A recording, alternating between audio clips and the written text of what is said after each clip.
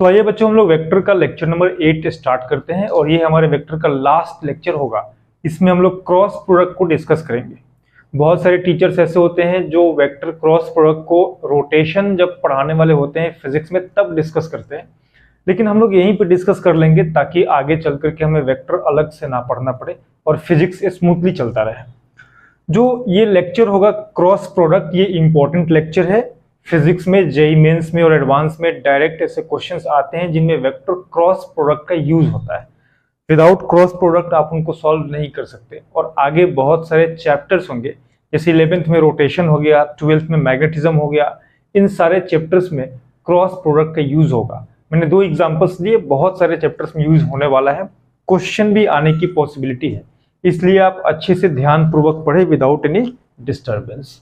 चलिए, cross product topic का नाम है क्रॉस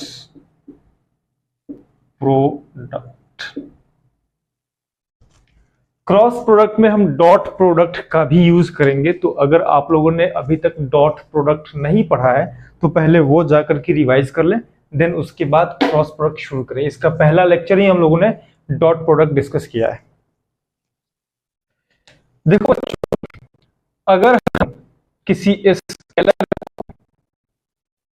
मल्टीप्लाई करेंगे तो वेक्टर के साथ, तो हमें वेक्टर मिलेगा, ऑलवेज वेक्टर मिलेगा। इसका एग्जाम्पल भी है। इसका एग्जाम्पल सिंपल हम ले सकते हैं। अगर हम मास को मल्टीप्लाई करें एक्सेलरेशन के साथ, तो मास एक स्केलर क्वांटिटी होता है, एक्सेलरेशन एक वेक्टर क्वांटिटी होता है, तो हमें रिजल्ट मिलता है फोर्स, जो कि एक वेक्टर क्वांटिटी है। Mass into acceleration is equal to force. या फिर एक और एग्जांपल ले सकते हैं, mass into velocity is equal to momentum. ये भी एक वेक्टर क्वांटिटी होता है। मास स्केलर है, वेलोसिटी वेक्टर है, मोमेंटम वेक्टर क्वांटिटी होगा। अब आगे बढ़ते हैं। अगर हम वेक्टर को वेक्टर के साथ मल्टीप्लाई करेंगे तो 2 पॉसिबिलिटीज हमारे पास यहां पे मिलेंगे। पहला पॉसिबिलिटी होगा स्केलर मिलने का, और दूसरा पॉसिबिलिटी होगा वेक्टर मिलने का। जब स्केलर मिलता है तो लास्ट क्लास पूरा डॉट प्रोडक्ट इसी के ऊपर था, उसको हम स्केलर प्रोडक्ट या डॉट प्रोडक्ट बोलते हैं। जब वेक्टर मिलता है तो इसको हम क्रॉस प्रोडक्ट या फिर वेक्टर प्रोडक्ट बोलते हैं। एग्जाम्पल देखते हैं। लास्ट क्लास में हमने इसका एग्जाम्पल भी देखा था। फोर्स को मल्टीप्लाई करेंगे डिस्प्लेसमेंट से तो हमें वर्क मिलेगा। तो यहाँ पे जो मल्टीप्लीकेशन का साइन होता है वो हट जाता है और सिंपल एक डॉट आता है। F dot S is equal to work, और वर्क एक स्केलर क्वांटिटी होता है। तो जब 2 वेक्टर्स को मल्टीप्लाई करके स्केलर निकलता है तो उसको हम बोलते हैं डॉट प्रोडक्ट या स्केलर प्रोडक्ट। लेकिन जब 2 वेक्टर्स को मल्टीप्लाई करेंगे और वेक्टर मिलेगा तो उस केस में हम बोलते हैं क्रॉस प्रोडक्ट। जैसे vector R cross vector F करेंगे तो हमें वेक्टर टॉर्क मिलेगा। टॉर्क आप लोग अभी तक नहीं पढ़े होंगे, वो रोटेशन में हम डिस्कस करेंगे। बस यहाँ पे देख लें कि जब 2 वेक्टर्स को हम मल्टीप्लाई करते हैं और उसका रिजल्ट भी वेक्टर मिलता है तो उसको हम क्रॉस प्रोडक्ट बोलते हैं। आई होप इट्स क्लियर, आप इतना नोट कर लीजिए। अब आगे बढ़ते हैं, हम क्रॉस प्रोडक्ट में बाकी सारी चीजें देखते हैं।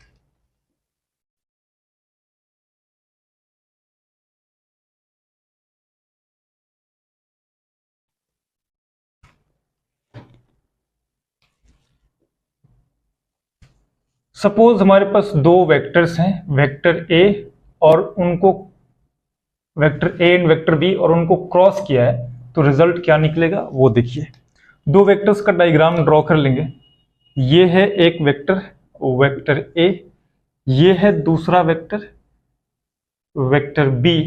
वेक्टर ए और वेक्टर बी आपस में किसी एंगल थीटा पे जुड़े हुए हैं।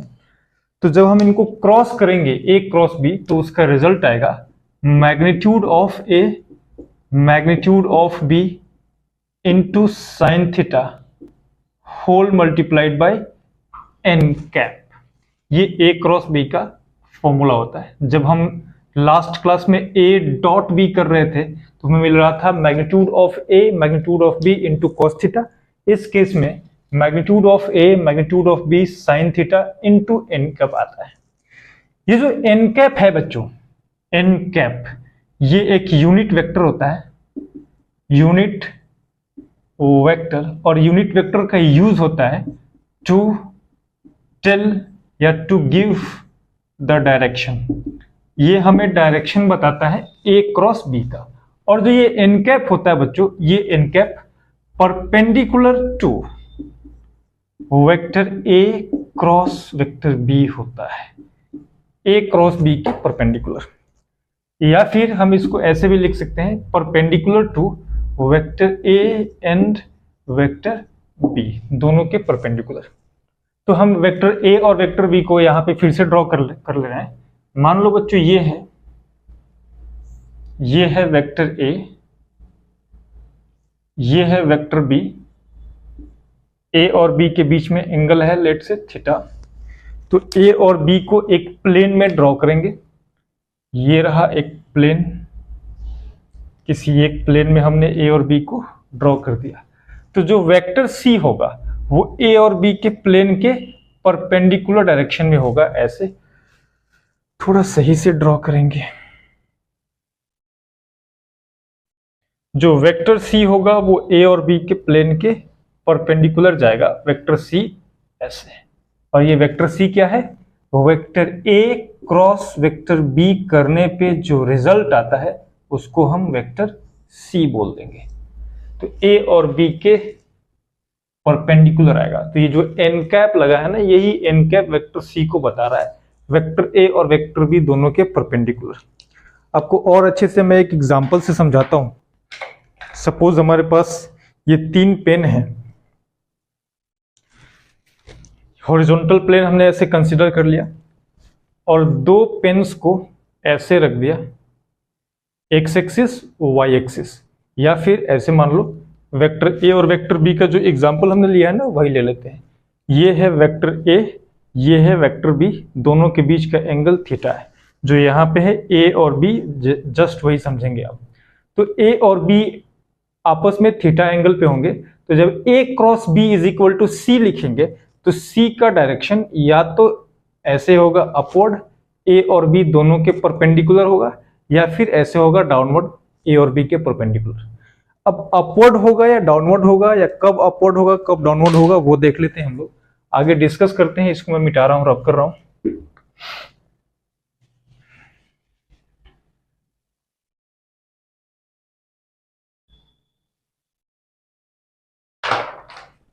बच्चों अगर हमें मैग्नीट्यूड चाहिए तो vector A cross vector B is equal to magnitude of A magnitude of B into sine theta, और इसी को हम वेक्टर सी बोल सकते हैं। यानी कि A cross B is equal to vector सी।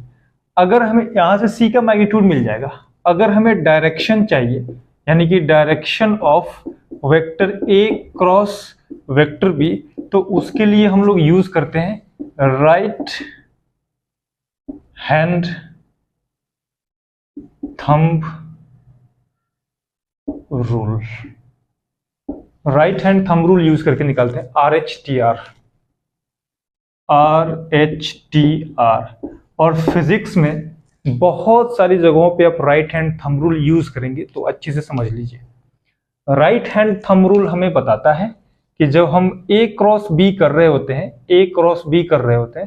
तो फिंगर्स को ए से बी के तरफ कर्ल करना है।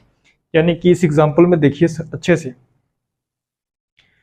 वेक्टर ए और वेक्टर बी ऐसे गिवन है, और ये है वेक्टर ए, ये है वेक्टर बी, दोनों के बीच का एंगल थीटा हमने मान लिया, इस तरीके से थीटा एंगल पे बना दिया।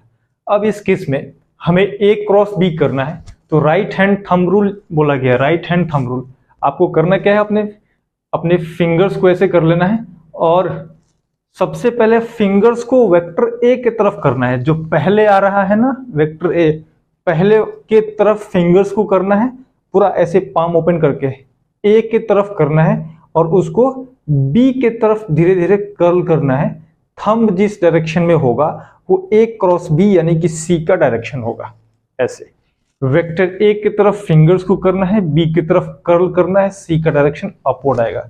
यानी कि जो मैंने आपसे कहा था A cross B is equal to C होगा, वो C अपवर्ड क्यों है अब पता चल गया, राइट हैंड थंब रूल से। राइट हैंड थंब रूल हमें बताता है कि A क्रॉस B करने पे वेक्टर C अपवर्ड होगा। तो अब हम यहां पे लिखेंगे, ये है वेक्टर A, ये है वेक्टर B, दोनों के बीच का एंगल है थीटा। वेक्टर A और वेक्टर B दोनों को एक प्लेन में डाल दो, तो जो वेक्टर C होगा वो A और B के परपेंडिकुलर होगा ऐसे। अब इसी केस में थोड़ा सा इसको रिवर्स कर देते हैं, रिवर्स ऐसे कर देते हैं। मान लो अब हमें A क्रॉस B ना करके vector B cross vector A करना है, इज इक्वल टू लेट से C हमें मिल गया। Let vector B cross vector A is equal to C मिल गया। तो अब देखेंगे C किस तरफ होगा, वही ये है वेक्टर B, ये है ऐसे, ये वेक्टर A था, ये था वेक्टर A, वैसे ही रखेंगे। ये है वेक्टर नंबर B, ऐसे था पहले, राइट। अब वेक्टर A ये है, ध्यान से देखना, ये वेक्टर A है, ये वेक्टर B है। तो वेक्टर A ऐसे है, वेक्टर B ऐसे है, दोनों के बीच में एंगल थीटा है। और अब हमें B क्रॉस A करना है। पहले B आ रहा है, फिंगर्स को ऐसे ओपन करेंगे, B के तरफ लेकर के जाएंगे और B से A की तरफ कर्ल करोगे। बेटा थंब पॉइंट कर रहा है डाउनवर्ड, और जिस तरफ थंब पॉइंट करता है उस तरफ वेक्टर C होता है। तो अब ड्रॉ करो, ये रहा वेक्टर A, ये रहा वेक्टर B। मेरे बच्चे जानते हैं A और B के बीच में एंगल थीटा है, और इसको एक प्लेन में डाल दो आप, हॉरिजॉन्टल प्लेन में आपने डाल दिया। तो इस केस में जो वेक्टर C पॉइंट करेगा वो वेक्टर C इस प्लेन से डाउनवर्ड पॉइंट कर रहा होगा, और अभी भी वेक्टर C A और B दोनों के परपेंडिकुलर है, बिकॉज इस प्लेन से ये हॉरिजॉन्टल है, ऐसे वर्टिकल ना समझना, हॉरिजॉन्टल प्लेन में ड्रॉ किया गया। हॉरिजॉन्टल प्लेन से वेक्टर C डाउनवर्ड जा रहा है। I hope you got the point. अब हम लोग कुछ केसेस देखते हैं, जैसे हम लोग डॉट प्रोडक्ट में कुछ केस देखे थे, वैसे ही क्रॉस में भी कुछ केसेस देखेंगे। Case number 1,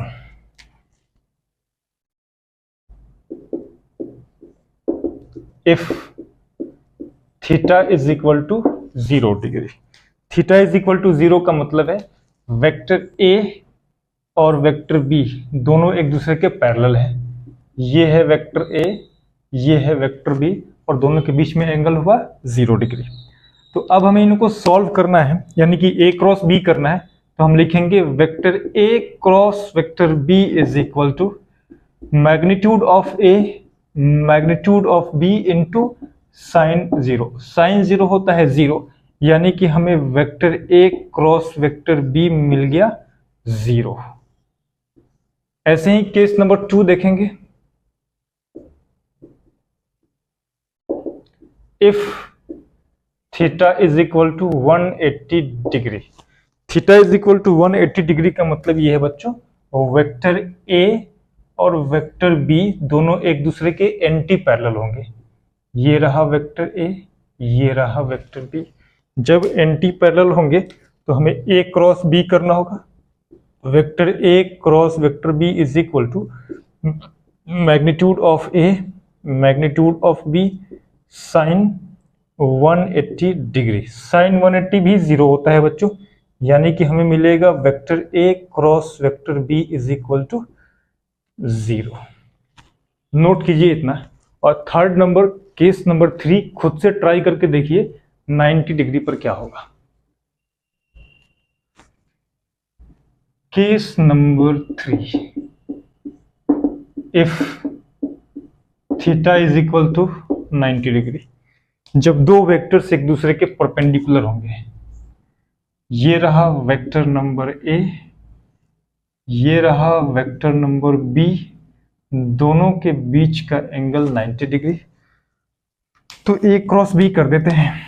vector A cross vector B is equal to magnitude of A magnitude of B into sine 90 degree, and sine 90 degree 1 होता है बच्चों, यानी कि vector A cross vector B is equal to simple A B, या magnitude of A into magnitude of B मिल गया।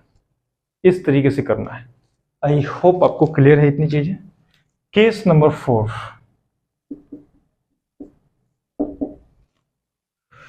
एक statement लिखना है, cross product of a vector with itself gives zero vector. Zero एक वेक्टर होता है और किसी एक वेक्टर को उसी के साथ क्रॉस प्रोडक्ट करने पे हमें जीरो वेक्टर मिलता है। यानी कि अगर हम वेक्टर ए को क्रॉस कर दें वेक्टर ए के साथ, तो हम लिखेंगे magnitude of A into magnitude of A into sine. देखना बेटा, साइन ए और ए सेम ही वेक्टर है, तो एक वेक्टर का उसी के साथ एंगल तो जीरो होगा। साइन जीरो हुआ जीरो, यानी कि vector A cross vector A is equal to zero मिल गया, और जीरो भी एक वेक्टर होता है, तो जीरो वेक्टर लिखेंगे। आई होप आपको ये सब बातें क्लियर है, इनको कॉपी कर लीजिए। नेक्स्ट आगे देखते हैं।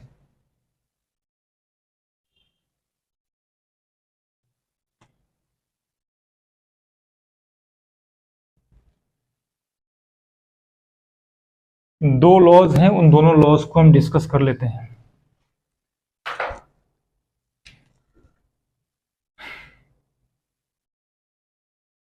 कम्यूटेटिव लॉ,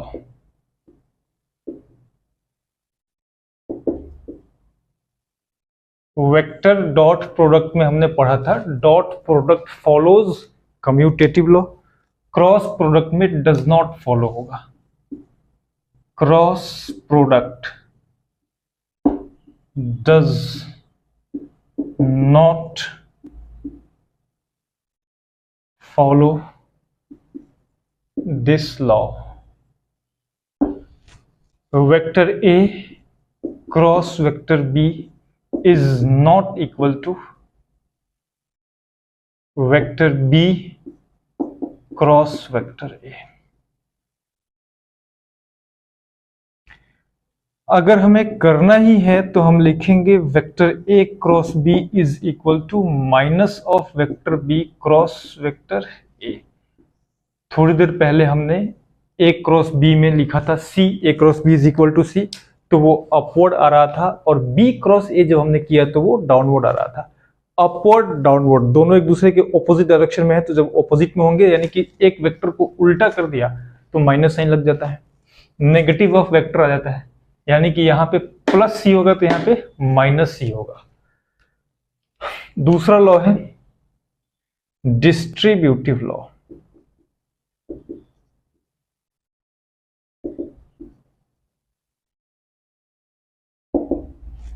डिस्ट्रीब्यूटिव लॉ में ये फॉलो करता है, लिख लेना फॉलोज। क्रॉस प्रोडक्ट पूरा स्टेटमेंट आप लिख लेना, cross product follows distributive law. इसमें है vector A cross vector B plus vector C is equal to vector A cross vector B plus vector A cross vector C. ये follow हो जाता है इस केस में डिस्ट्रीब्यूटिव लॉ। आई होप आपके दोनों लॉज क्लियर होंगे। इतना कॉपी करेंगे आप लोग, आगे बढ़ते हैं।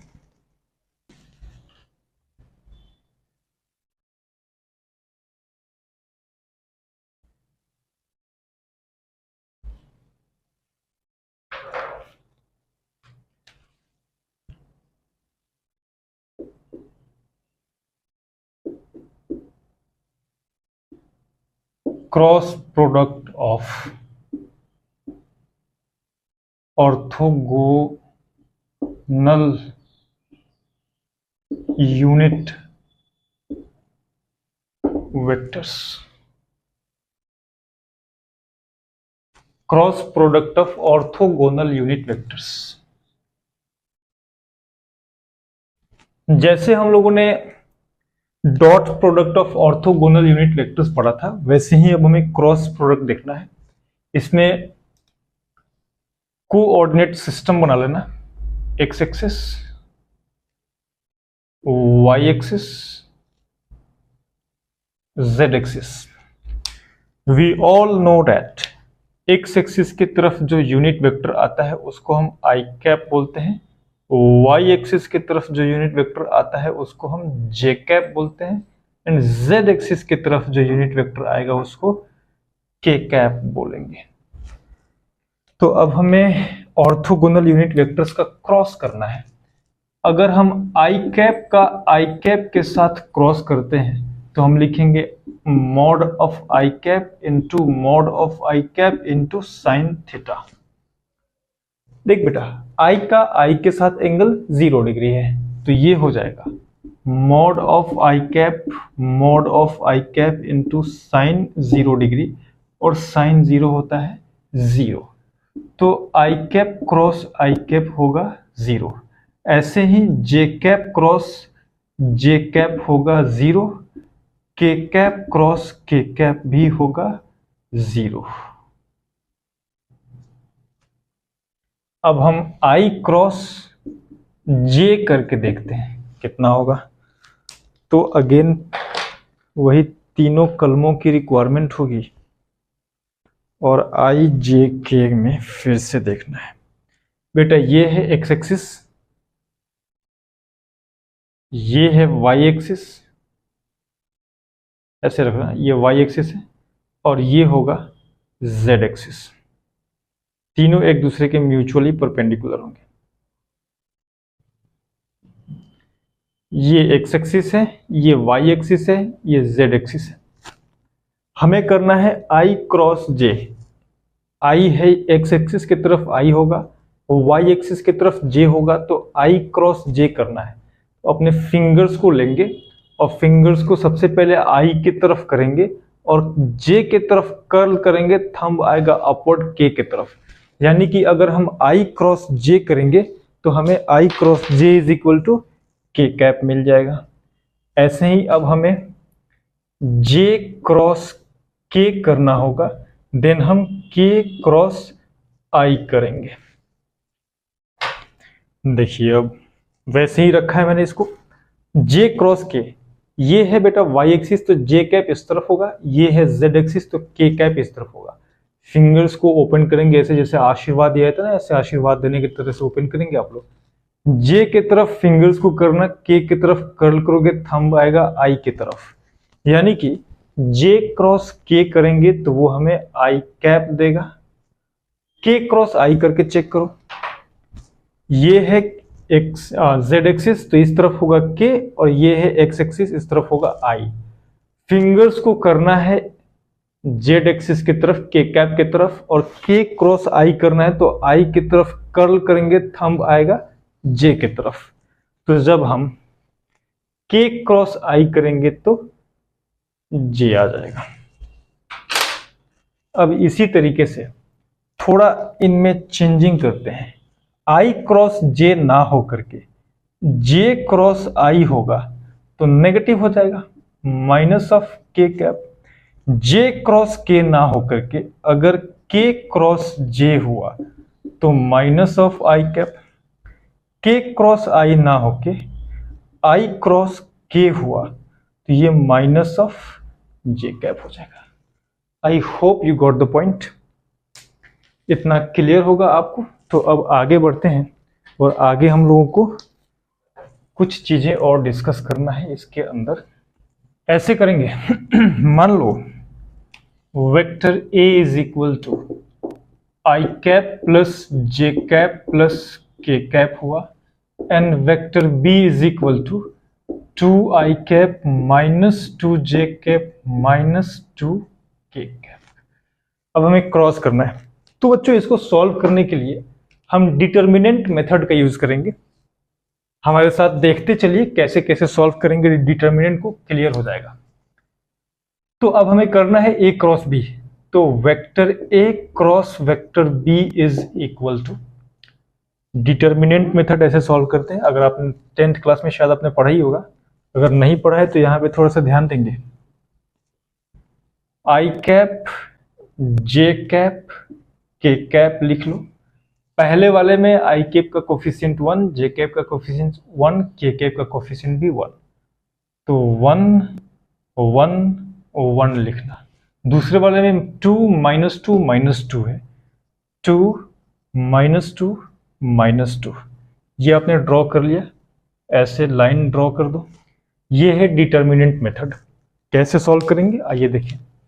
इसको सॉल्व करने पर सबसे पहले आई कैप लिख देना और आई कैप की रो और कॉलम को भूल जाओ, जो बचा उसको मल्टीप्लाई करो, इन दोनों को आपस में मल्टीप्लाई करो, फिर लास्ट वाले से शुरू करना है, इन दोनों को आपस में मल्टीप्लाई करोगे, माइनस का साइन लगाना और इन दोनों को आपस में मल्टीप्लाई करना। तो ये दोनों को मल्टीप्लाई करोगे आप तो -2 मिलेगा, माइनस इन दोनों को मल्टीप्लाई करोगे तो -2 मिलेगा। ये आई कैप की कहानी समाप्त हुई। माइनस लगा करके जे कैप लिखना, यहाँ माइनस साइन लगाना है। माइनस क्यों आया मैथमेटिक्स में जब आप डिटर्मिनेंट पढ़ोगे तो आपको बताया जाएगा। इनको हटा दीजिए अब।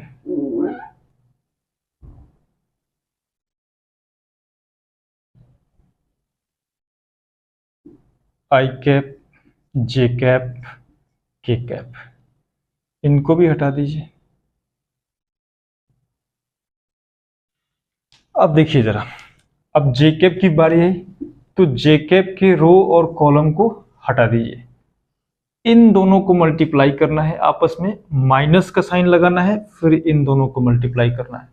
तो -2 × 1 इज -2, बीच में तो माइनस का साइन रहेगा। 2 × 1 2 रहेगा, हमेशा बीच में माइनस का साइन है। प्लस लिख करके के लिखेंगे, सिर्फ जे में माइनस है, के में प्लस रहेगा। अब इसको फिर से हटा दो, जो आपने अभी सॉल्व करा, कांड किया, सबको हटा करके दूसरा कांड करना होगा। आई cap, j cap, k cap, 1 1 1 2 -2 -2। अब के कैप की रो और कॉलम को खत्म कर दो, इसको इससे मल्टीप्लाई करो, माइनस का साइन लगा करके इसको इससे मल्टीप्लाई करो। -2 × 1 इज -2, -2 × 1 इज 2। इसको सॉल्व करेंगे हम तो ये तो पूरा टर्म हो जाएगा 0। हमें मिला माइनस माइनस जुड़ जाएगा तो -2 -2 -4 होगा, और माइनस जे कैप है, ये माइनस अंदर जाएगा तो प्लस का 4 जे कैप हो जाएगा, और ये माइनस का 4 के कैप हुआ। ये आपको मिल गया। This is equal to vector A cross vector B. अब मान लो आपसे पूछ दिया जाए ए क्रॉस बी का मैग्नीट्यूड निकालो, तो वो ऐसे निकालना है। Vector A cross vector B का मैग्नीट्यूड होगा √ आई कैप के आई कैप 0 होगा तो जे कैप के कोफिशिएंट के स्क्वायर 16 प्लस के कैप के कोफिशिएंट के स्क्वायर 16, तो ये हो जाएगा 32। 32 का मतलब 4√2 यूनिट्स आंसर आ गया। इस तरीके से पूरा डिटर्मिनेंट मेथड सॉल्व करके हम लोगों को cross product in Cartesian form करना है। ये काफी इंपॉर्टेंट है, इसको अच्छे से नोट करें। किसी को ना समझ में आया हो तो वीडियो को घुमा फिरा करके देखो, मैंने काफी अच्छे से आपको डिटर्मिनेंट मेथड एक्सप्लेन कर दिया है। और ज्यादा डीप में डिटर्मिनेंट्स आपको पढ़ना होगा तो मैथ्स में आपको सर पढ़ाएंगे, यहाँ पे फिजिक्स में हमारे लिए इतने काफी है। एक क्वेश्चन लेते हैं।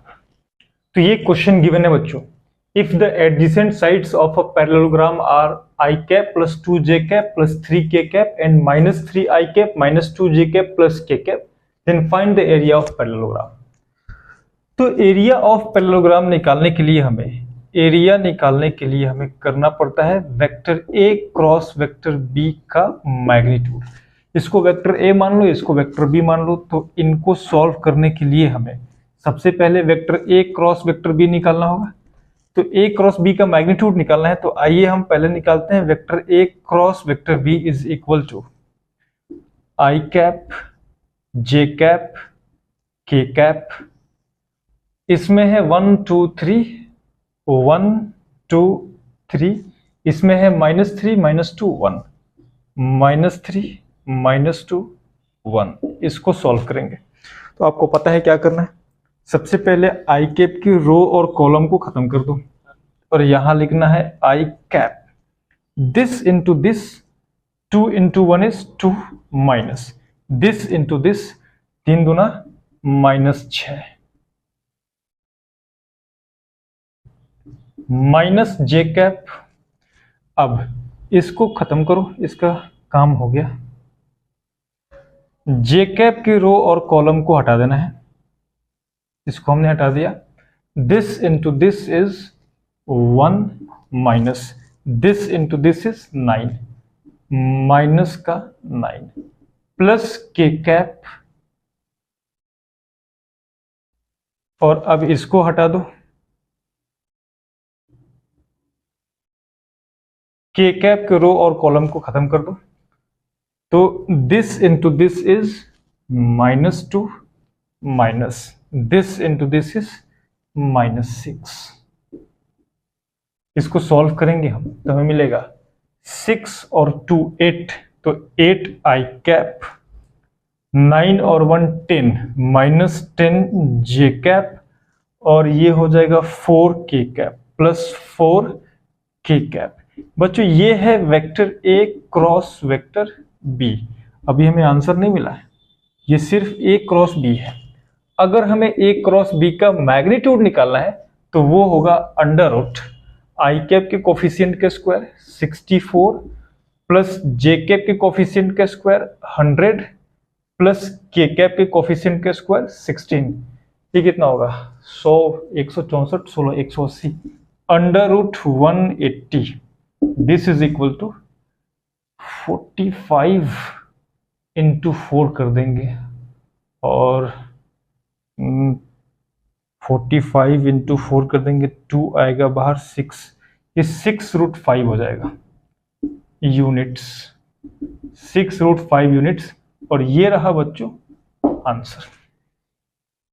आई होप इतना क्लियर है। इसको पॉज करके नोट कर लें, आगे नेक्स्ट क्वेश्चन देखते हैं। ये नेक्स्ट क्वेश्चन है बच्चों। ये क्वेश्चन कह रहा है if the two vectors 2 I cap plus 3 J cap minus K cap and -4 I cap -6 J cap plus lambda K cap are parallel to each other then the value of lambda is. Parallel to each other का मतलब है बच्चों कि दोनों का cross product 0 होगा। इसको vector A मान लो, इसको वेक्टर बी मान लो, तो vector A cross vector B is equal to 0 होना है। यानी कि ए क्रॉस बी करते हैं, आई cap j cap k cap, 2 3 -1 2 3 -1 -4 -6 lambda, -4 -6 lambda, और इसका क्रॉस प्रोडक्ट 0 होना चाहिए। यानी कि अब इस डिटर्मिनेंट को सॉल्व करते हैं, देखते हैं कितना आता है। आई कैप लगाएंगे और आई कैप के रो और कॉलम को भूल जाओ। This into this minus this into this, 3 lambda -6 into -1 plus का 6 होगा, माइनस जे कैप इंटू, अब इसको खत्म कर दो और जे कैप के रो और कॉलम को हटाओ। This into this minus this into this, ये हो जाएगा 2 लेमडा माइनस -4 -1 मिलकर के प्लस का 4 हो जाएगा, प्लस के कैप इंटू, अब इसको हटा दो।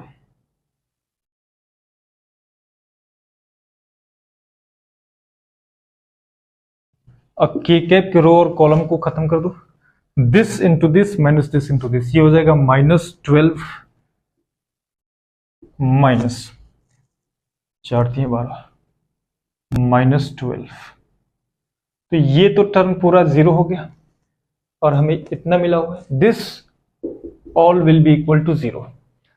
तो इस पूरे टर्म को 0 होने के लिए 3 लेमडा -1 को भी 0 के बराबर होना चाहिए और 2 लेमडा -4 को भी 0 के बराबर होना चाहिए। तो हम 3 लेमडा -6 इज इक्वल टू 0 लिखेंगे, यहां से लेमडा की वैल्यू 2 आ गई, या फिर 2 लेमडा -4 इज इक्वल टू 0 लिखेंगे, यहां से लेमडा की वैल्यू 2 आ गई। आई होप इतना क्लियर है आपको। हमारे साथ प्रैक्टिस करते चले, सिर्फ कॉपी में छापने से कुछ नहीं होगा। जैसे जैसे मैं क्वेश्चन आपको दे रहा हूं, पहले आप ट्राई कीजिए, देन उसके बाद जो सॉल्यूशन मैं प्रोवाइड कर रहा हूं उस सॉल्यूशन को आप कॉपी कीजिए। अगर ना सॉल्व हो तो, कुछ बच्चों के क्वेश्चन सॉल्व हो भी जाते होंगे, तो आपको टाइम चेक करना है कि क्या आपको सॉल्व करने में बहुत टाइम लग रहा है। कोशिश करो अपने स्पीड इंक्रीज करने का, और स्पीड इंक्रीज करने का सबसे ज्यादा अच्छा तरीका कंसंट्रेशन होता है। अगर लो कंसंट्रेशन होगा, नींद में पढ़ रहे होगे, तो स्पीड काफी स्लो हो जाएगा, और कंसंट्रेशन अगर हाई होगा तो स्पीड अच्छा खासा होगा। चलिए नेक्स्ट क्वेश्चन देखते हैं। ये नेक्स्ट क्वेश्चन गिवन है, कह रहा है A and B are two vectors and theta is angle between them if magnitude of A cross B is equal to √3 times A dot B then theta is. इसमें cross और dot दोनों आ गया, और विश्वास करके चलो बहुत आसान सा क्वेश्चन है, 2 स्टेप में सॉल्व होगा। आप थोड़ा सा दिमाग लगाओ, वीडियो को पॉज करो, सॉल्व करो। मैं सॉल्व कर रहा हूं तो आप लोग मैच कीजिए। Vector A cross vector B का mod is equal to √3 times vector A dot vector B है। इसका मतलब इसको सॉल्व करेंगे तो हमें मिलेगा ए बी साइन थीटा, और यहाँ पे सॉल्व करने के बाद हम A B sine theta n cap लिखते थे, उस एन कैप को हटा दिया, यूनिट वेक्टर है, मैग्नीट्यूड कितना होगा 1, यूज होता है डायरेक्शन बताने के लिए, तो हर जगह लिखने का जरूरत नहीं है। This is equal to √3 times A dot B में हम लिखेंगे A B cos theta. A B से ए बी कैंसिल आउट हो जाएगा, sine upon cos is tan theta, tan theta is equal to √3 हुआ, तो यहां से theta is equal to 60 degree आ गया। ये रहा 60 degree, option number C is correct. तो ये था क्रॉस प्रोडक्ट। इसके क्वेश्चंस आगे चल करके हम लोग अलग अलग चैप्टर्स में देखेंगे, इनका यूज काफी ज्यादा होता है। पूरे वेक्टर को काफी ज्यादा डीप में हम लोग डिस्कस किए हुए हैं, शुरू से लेकर के लास्ट तक, और अप टू फिजिक्स के लिए हम डिस्कस किए हुए हैं। जितना हमारे फिजिक्स में जरूरत है, जहां जहां जितना जरूरत पड़ेगा उतना हम लोग पढ़ चुके हैं, उससे ज्यादा ही लगभग पढ़ चुके हैं। कहीं आपको कोई दिक्कत फील नहीं होगा अगर अपने सारे लेक्चर्स अच्छे से देखें। जो बच्चे इस वीडियो में नए आए हैं उन सबको मेरा एडवाइस है कि आप वेक्टर का लेक्चर नंबर 1 से लेकर के लेक्चर नंबर 8 तक पूरा देखिए, समय निकाल करके देखिए। स्कूल कॉलेज और ये स्कूल और कोचिंग तो होता ही है, लेकिन उसके अलावा भी सेल्फ स्टडी के लिए आपको टाइम निकालना पड़ेगा। इनको पूरा पढ़ लीजिए, आगे चल करके बहुत ज़्यादा यूज होने वाला है। वेक्टर, डिफरेंशिएशन, इंटीग्रेशन, ट्रिग्नोमेट्री, ये सब बेसिक मैथमेटिक्स के पार्ट्स हैं जो फिजिक्स में आगे चल करके हमेशा यूज पढ़ते रहेंगे। आई होप आपको मेरी बात समझ में आ गई होगी, इतना क्लियर है। नेक्स्ट क्लास में हम लोग फिजिक्स के दूसरे चैप्टर्स शुरू करेंगे। आज के लिए इतना काफ़ी।